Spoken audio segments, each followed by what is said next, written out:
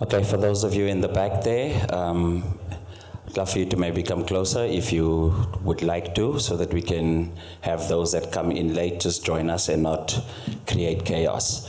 But we're going to start. We are recording this session, so those that miss what we've missed, will catch it online and hear what it is our poets have spoken about. Thank you, Hope. Thank you, Moses.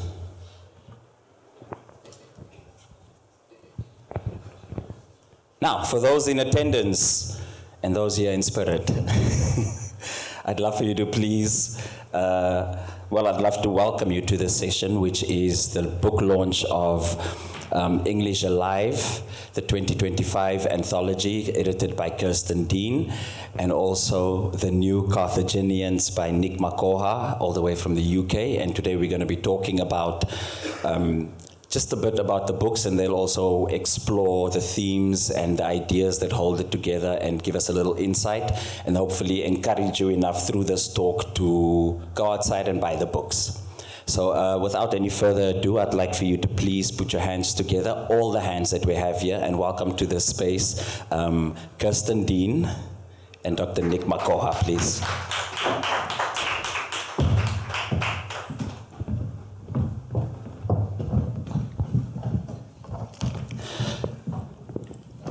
Welcome, poets.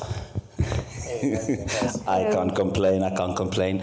It's a special one for me because I think we are talking with two voices. That one is working with new emerging voices that are starting to find themselves, and another is an established voice that seems to be bragging and exposing all his skills through this new collection of poems here. So, well done. Okay, thank you. It's an important session as well for those that were part of the slam earlier on, so those that are watching at home and the kids that have been participating in the slams. These are also your first opportunities to sort of step into the publishing world and figure out what it is you want to do with the text that you are creating and the poems that you are writing currently. Now, a quick introduction for those at home watching and for those here. Dr. Nick is a Ugandan poet, a playwright based in London, and is also the founder of Obsidian Foundation. He is the recipient of the Ivan Juritz Prize and the Poetry London Prize. His debut collection, The Kingdom of Gravity, was shortlisted for the Felix Dennis Prize for Best First Collection and was one of the Guardian's best books of the year. He has been published in several journals, including the Poetry Cambridge Review, the New York Times Poetry Review, Poetry London, Poetry Wales, and the Boston Review. Oh, thank you. I know. Can I get off the stage? Wait, you just as great. Hang on. I'll read your bio to you. And his new collection, obviously, is The New Carthaginians, which was published by Penguin Publishing. Dr. Nick, it's an honor to have you here, and thank you very much for taking the time to come and talk to us about your book. My pleasure, absolutely. We give thanks. And then, yes, clap. Kirsten Dean is the editor of the annual literary anthology English Alive. She is currently completing a debut solo poetry and collection, which is due to be released in 2026 through Uhlanga Press. She holds a MA in creative writing from the University of Western Cape and has been published nationally and internationally. Her main area of research is the lived experience of people with disabilities and exploring them through creative methodologies. A member of the International Advisory Committee for the Disability and Inclusion Africa Network, she has been a guest speaker at several conferences, including the 8th International Symposium of Poetic Inquiry. See, you just as quiet. Clap for yourself. I think to start off this session, I would like for our poets to please read a poem that we've selected, in particular. Dr. Nick, we'll start with you. And then if you can maybe give a little bit of context, if you want to, around the poem and the shape that it is in. And then Kirsten will read one of the contributions from the high school learners that have been submitting, or rather that submitted to that particular collection in her hands. So Dr. Nick, over to you. So I'm assuming you want me to read Pegasus, is that the one? Or I want you to start with Flight, actually. Oh, Flight, yeah, okay. Yeah, please. Okay. All right, so this book is called The New Carthaginians. Carthage is a place in North Africa, what we would now call modern-day Tunisia, Often when Carthage is spoken about in the Western context, you'd almost think it was a place of white origin. Carthage is usually known for Dido and Aeneas, the falling of Troy, the Trojan Wars. But one of the most famous Carthaginians was a character called Hannibal. And so I just wanted to reclaim, part of what this book is trying to do is to reclaim black space and tell history from the black gaze. So where the black gaze is not a caste member on the periphery of existence. So this poem I'm going to read you is looking at three of those, what I call the new Carthaginians, which are myself as the poet, the painter Jean-Michel Basquiat, who died at 27, but in this book he's kind of resurrected, and a black Icarus who did not fly too close to the sun. There's a part of history that I'm constantly in the inquiry of. I'm looking at time, but a specific moment in time, which is the Entebbe hijacking. Does that make sense? Is that cool? All right, let's begin. All right. Flight. 1. Flight. There are things that can never be the same, like the history of space. 2 a.m. That's the actual moment when Basquiat and I first meet. In the light of that moment, he begins to talk about doing something other than art. Writing, perhaps? I take his coffee and cup it in one hand as he draws a pair of wings on the back of a napkin. What wings? I ask. Because the body is an imperfect container. 2, flight. Time is what stops everything happening at once. I remember Icarus, Iverson's 48-point game, the taste of sorrel on a beach. But I have forgotten the fear of flying. I wake from a deep sleep conscious that I am an animal, a bird on fire looking for an edge. For the 3rd time in my life, I am scissoring through darkness. The night is thick with everything coming. Swift is the night. Slow is the dark. 3, flight, fleeing. Think of it like this. Amelia, the flight attendant, will want to know if everyone is okay. My face framed in the frame of an Airbus bathroom lacks courage. A gun in a paper bag. All things fear you and tremble in your presence. As my life has taught me, we must suffer. Without this world, I will take myself and unhinge myself from this body. Keep in mind that this section is translated. 4, flight between floors and levels. I didn't get to choose the location. 0.0436 degrees north, 32.4418 degrees east, in its darkness and hunger. Neither did I choose the ceiling of stars that made me a foreigner that evening, the same way that the air becomes something else the moment we lean into it, waiting to bear us up as we glide upon it. Then I too am a new thing, born of another language. I am both familiar and unfamiliar. 5, flight. A selection of small portions. This photo is taken towards the end of the shoot. It is a love movement. If you add the captions under the sound of the rain pounding, you can hear my father ask the cameraman, will the light displace us? Stevie Wonder is playing, and I'm off camera. And at 3 years old, I already know that they are going to split up. That Ugandan skyline looks completely different now. 6, flight. A far-fetched idea. Who understands the world? The year is 1976. It will be a long summer. Air France Flight 139 will depart from Tel Aviv. So far, no sign of blood. The future, what does it know? We are in the last stages of waiting. A German will ask for the freedom of 40 Palestinians detained in Israel. They are moving to a changed destination, a foreign city that houses the room in which I was born. 7, flight, the tale. Do you know this one? I call it Icarus' theme tune.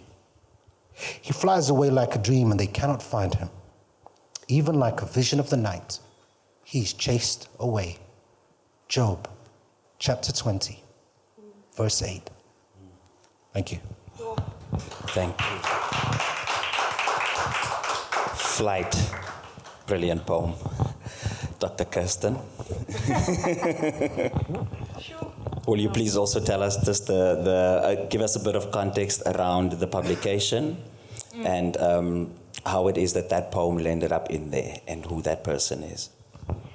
Sure. I always feel weird with a mic because I'm loud in general, so it's always like, I feel like, oh. But the English Alive Anthology is a project by the South African Council for English Education. This is the 59th edition, so we've been publishing since 1967. Robin Milan, who was a great poet, great playwright, he was the editor for a number of years, and I was asked to take over from him after I applied to be one of the creative writing workshop facilitators, and I met with the team, and then they asked me if I would like to take on the editor position. And I was obviously just taken aback, in shock, and it was a beautiful process going through the collections, and this piece is called Petals Rise and Fall. I want to make sure that I get the name right by the student. It's by Kaelia McKend from Rustenburg Girls High School in Cape Town.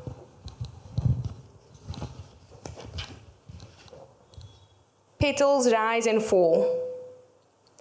I am made of sticky sweet ash and encased in petals that rise and fall.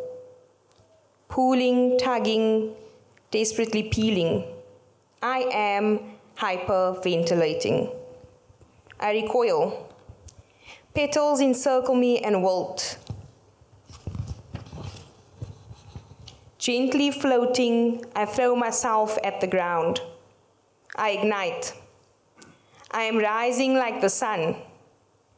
Arms spread, mouth, mid-celebration, I stop.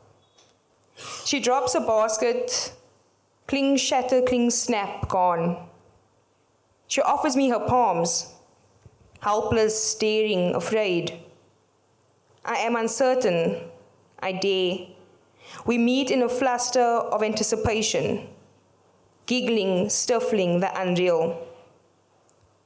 A scolding, blatant disapproval. She bows her head, embarrassed. She stops. Her fingers pull away. She turns, blank, gone. I collapse. I want to screech, to bargain. She does not turn back. My heartbeat slows. I am encased in patterns of petals, gone, helpless, hidden. Petals rise and fall. Kaelia McKend, Rustenburg Girls High School. Oh, lovely. Kirsten, I want to start with you and just talk a little bit about you coming into what is also considered an institution in, the literary journal world, which is English Alive. It's been around since the 1960s, and obviously it's gone through different editorial teams. But just with you coming in, what is it that you envision for this? What is your editorial vision for this? But also, how does that translate into the work that has already been submitted and is already present in all of the work from 1967? And what is this new addition that you are bringing as the editor to this journal?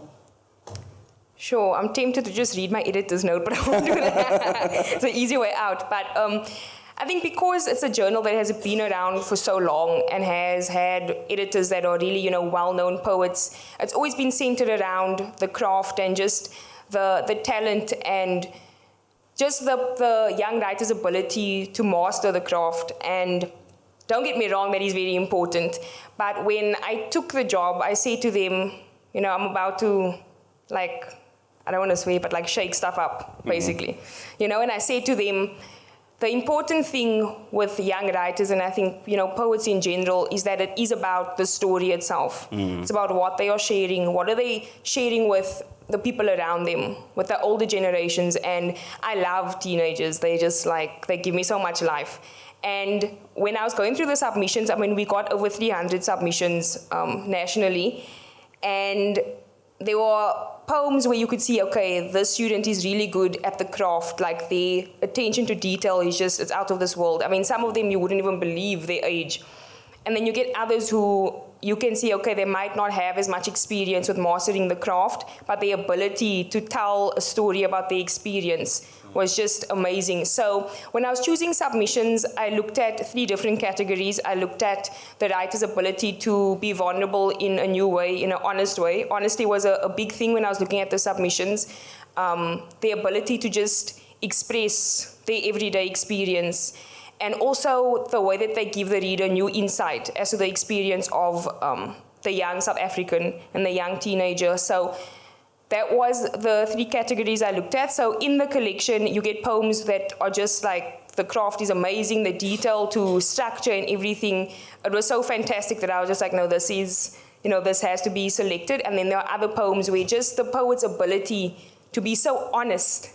It's not easy for these young people to be honest in a world that encourages them to be who they are, but at the same time tells them, yeah, be who you are, but be it in this way. Share your story, but only share it in this way. Be honest, but not that honest. So for them to be able to step out of that and to submit their work knowing it's going to be, sent out nationally, it was amazing to me. So my vision for the anthology going forward is more inclusivity. That is a massive thing that I pushed for this year, because a lot of the schools that we partner with and that have published with English Alive for many years are really privileged schools. And a lot of wealthy schools in Cape Town. And I pushed the team and I said, look, this isn't okay. There are so many talented writers nationally, and from my experience, there are so many young children in Cape Town, in the underprivileged communities, and they can write, So my vision is to just more inclusivity is a big thing, and focusing on just the natural storytelling and honest ability of these young writers. Beautiful. Yeah. Lovely, thank you, Kirsten. Dr. Nick, I want to come to you. I think I've been boring Nick every time I run into him at the hotel. Like, Nick, this book of yours is blowing my mind. And I want to talk about the neo mythos that you play with. You draw from the characters like Icarus, Basquiat, and obviously the poet themselves, but there's a million other characters that kind of pop in. The poet himself becomes Cassius Clay at some point.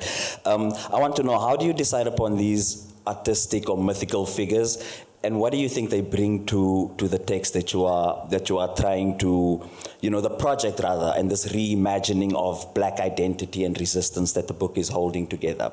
What do these mythical characters that you anchor in this real, some almost traumatic moment as well in Entebbe 76 and beyond, what do they bring to the story that you are telling?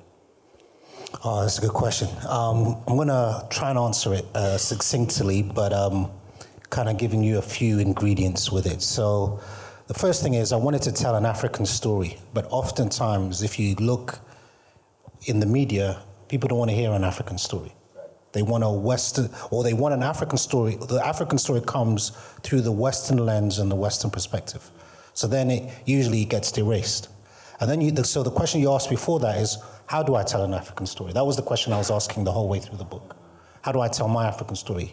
Because in the back of my mind, there's this explosion going off. Who will want to listen to it? Because it's not in the public domain. Does that make sense? So then Marlon James did a lecture, and I recommend everyone going to see that lecture around myth. And he said something that just helped me understand things. And also Basquiat said something, but he said it through his painting. So the first time I saw a Basquiat painting in 2019, I burst into tears. I didn't know at the time why. What I found out later is that Basquiat centers the black body in time, in history, in myth, in spirituality. He centers it. That's all his work, that's what he does, right? So when I saw that, I burst into tears because I saw the language for what I needed to do with my poetry. Does that make sense to everybody? Yeah. So then the second part about mythology, why did I use mythology? One comes from my mentor when he said, when you're a poet, all of poetry belongs to you, right? So it's not just poetry of my people. So I'm from East Africa, Kopitek, Ngugi, it's poetry from everywhere. Every poet, you belong to a lake, and in that lake you are one drop, and that one drop, the rest of the lake is every poet that has ever existed, every poet that will exist. So you can borrow from everything that they have done in the past, and you can reach out even into the future to what they have. So that's also going on in the conversation, portraiture. And then let me tell you what Marlon James made me realize. He says, does everyone know the story of King Arthur or Robin Hood? Now, every year, if you look, there is a new version of the story of King Arthur and Robin Hood. And the function of King Arthur and Robin Hood is what it does to the white Western male, particularly the Eurocentric male, is it gives them a reference that white men are noble. Right? So you have no reference point for that for the black body. If I go look what's being shown on television, most times it's in my neighborhood is black boys are dangerous, black men are useless. Even here when I was listening to a lot of the poetry, it was telling us how our fathers are, all our mythologies are negative mythologies about ourselves, about our women, about our men. So I was like, if I'm going to tell this story, I'm going to tell it as a mythology. And I'm going to tell it as a mythology that centers the black body.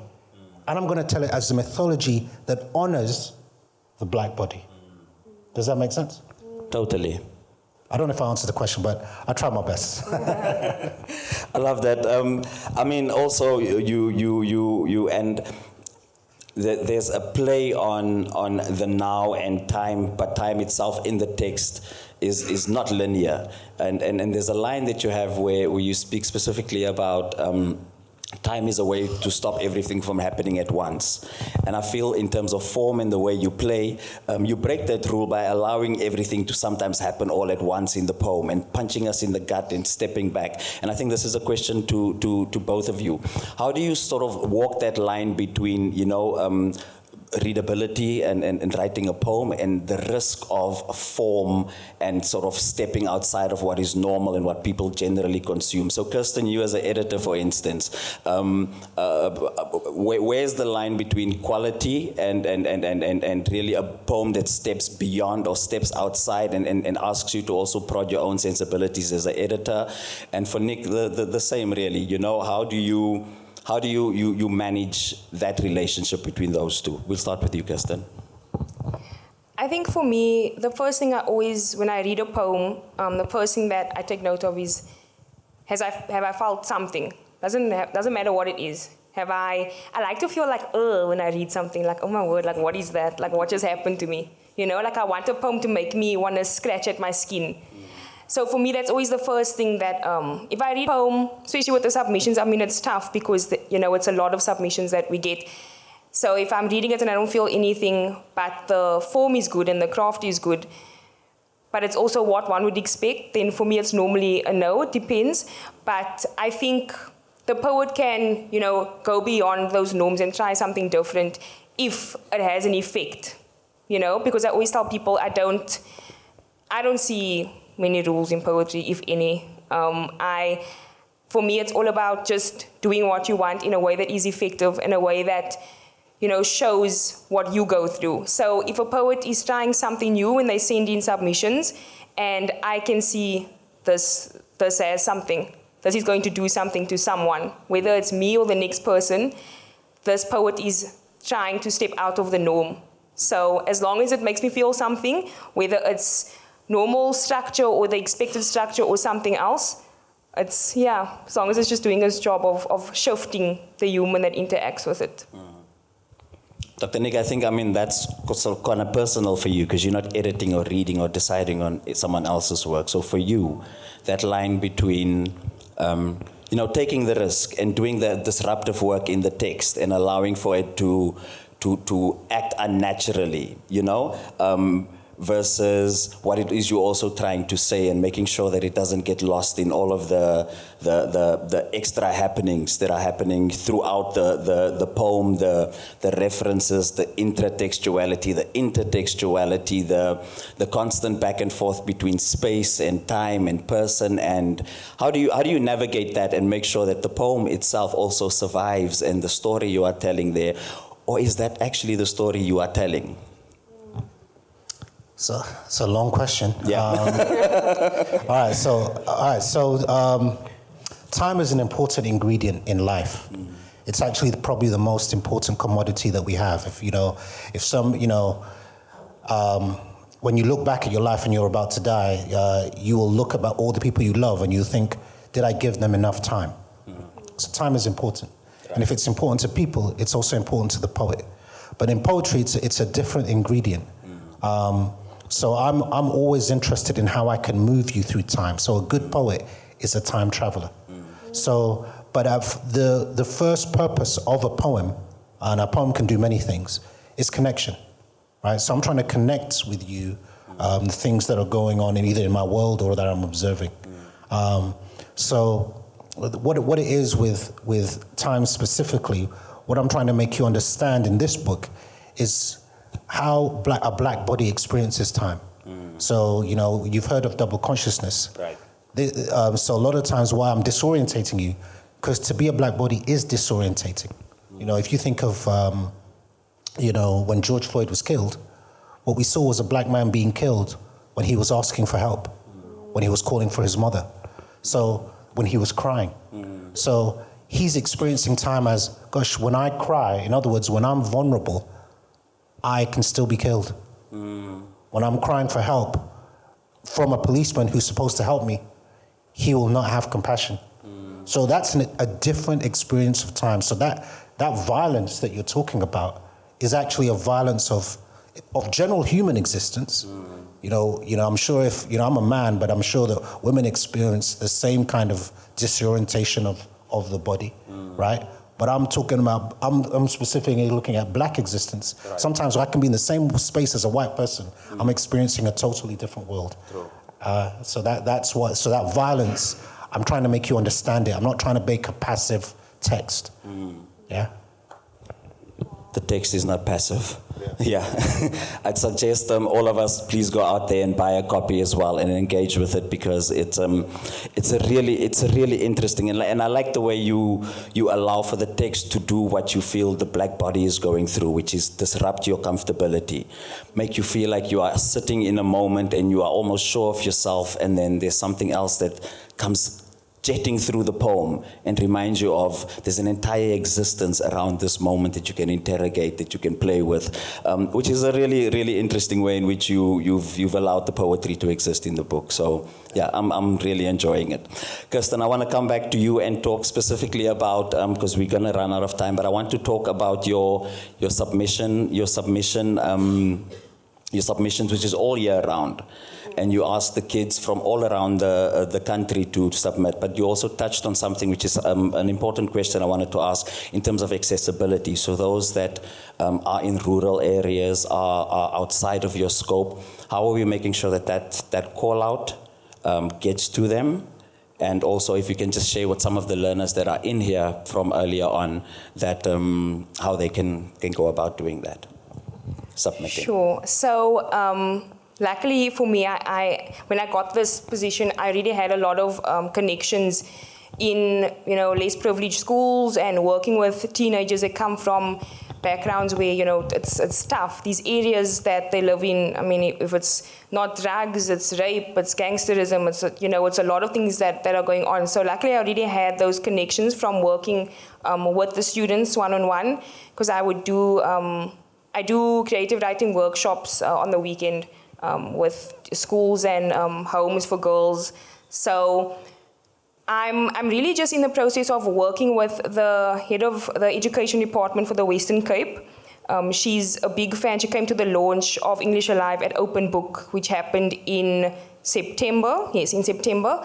So she's really excited about English Alive and how I'm trying to change it. So I'm working with her to reach out to these other schools. And in 2025, SACI, which is the South African Council for English Education, launched these creative writing workshops at different schools in Cape Town and also at the Iziko Museum. So we have different teachers and creative writing specialists working with students at these schools.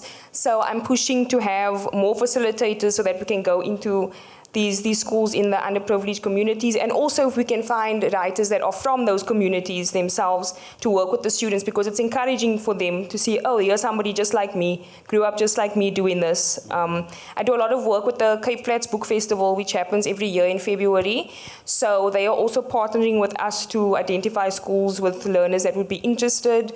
And yeah, I think also just working with certain organizations, like homes for orphans and things like that. I work with them and the children that stay at these homes go to different schools. So I would work with them one-on-one and then, get into contact with their school. So it's really just about building that connection with the students. I find that very important. And I've noticed that they really just want somebody to look up to. It changes so much for them. Just to have somebody that they can be like, oh, I would want to be like that one day. It gives them a sense of stability instead of turning to other things in the community. And it's, Beautiful. For those that are out here, please, especially the learners that were part of the slam, please touch base with Kirsten and also buy a copy so that you can read and see what people your age are writing about. Dr. Nick, I want to wrap up with just one question for you quickly, please. What is the new, or who is the new Carthaginian? Is it a stance sort of in mythic diversity? Is it a reclamation? Is it a speculative idea of blackness? For you, beyond Icarus, Basquiat, and the poet in the book as the new Carthaginians, who else are the new Carthaginians? So it's kind of an Afro-surrealist look at blackness, and it's a redefining of your existence in space and time.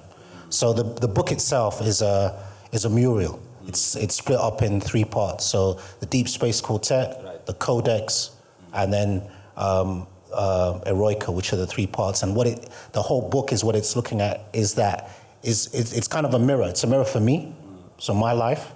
But hopefully what I've been seeing, and this is why I'm really itching for people here to buy it, because I want to know what the continent thinks about it. I'm interested in the world, don't get me wrong, but I'm a black body born in Africa. Right. You understand? So this book doesn't just speak, it speaks to the world, but it's actually also talking intimately to the African continent, right? So they are the new Carthagena. Yeah. Got it. Beautiful. Well put, Dr. Nick. We're going to wrap up this session. Kirsten, I'm going to ask you to please just read one more poem, and then Dr. Nick will read Pegasus for us. Yeah. I'm going to read, it's a piece that's untitled, and I wanted to read this piece because it's by a very special young lady that I've developed a very close relationship with at one of the homes that I work with. Her name is Jalen. I will mention her full name at the end. It's really powerful because she's not exposed to learning about the craft of writing. This is something that just came out of her in one of our sessions. So I want to read this piece for you. A life of trials, tribulations, and resilience. A story of strength, of love, and of losses' persistence. A girl with brothers, too, a mother dear.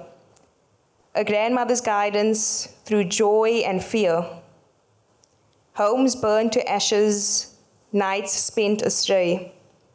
Searching for shelter, come what may. Lodges and kindness, a temporary retrieve. Arguing and struggling, a family's hard-won peace to retrieve. Brother's illness, mother's pain. Chemotherapy's toll, a constant strain. Hospital visits, a ritual so true. Every second Friday, a mother's courage anew. Cancer's grip, it's tightened its hold. Weakness and sorrow, a story to be told. A home for care, but separation sting. Brothers taken away, a heart that would cling. Grandmother's passing, a loss so profound. A pillar of strength, no longer around.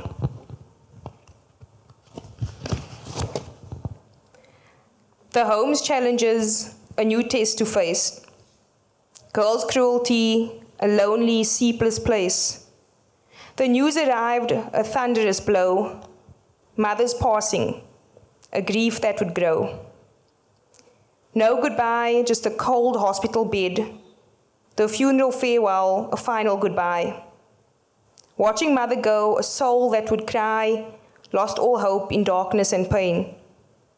But still, a glimmer of light remained. For in the tunnel's depths, a truth she'd found. No matter the struggle, life's always around. A resilience born of trials and strife. A life that's been tested, but still holds life. Jalen Lee Middleway, Fort Checker High School.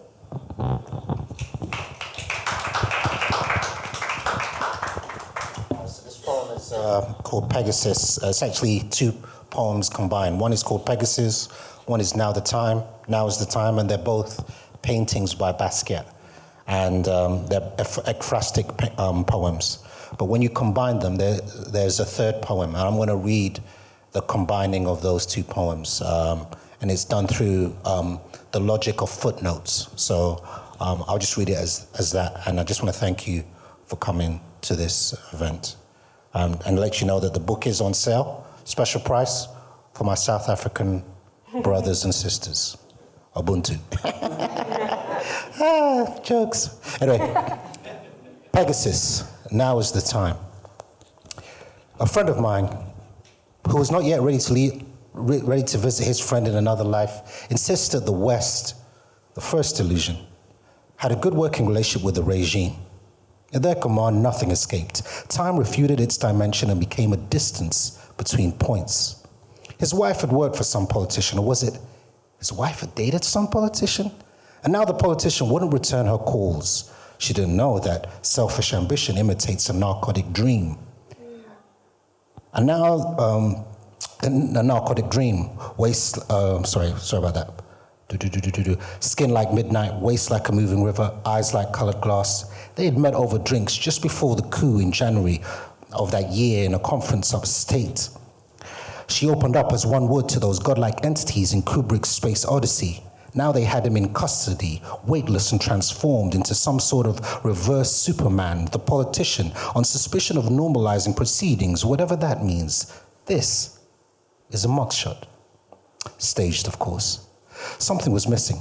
With no lawyer present, the police made sure they showed him some of that African hospitality. Outside that window, the sky continued to grow. They loosened their ties and their tuxedos, but not their shoes, and fed him posho with nyama choma. They even washed his hands with that good water.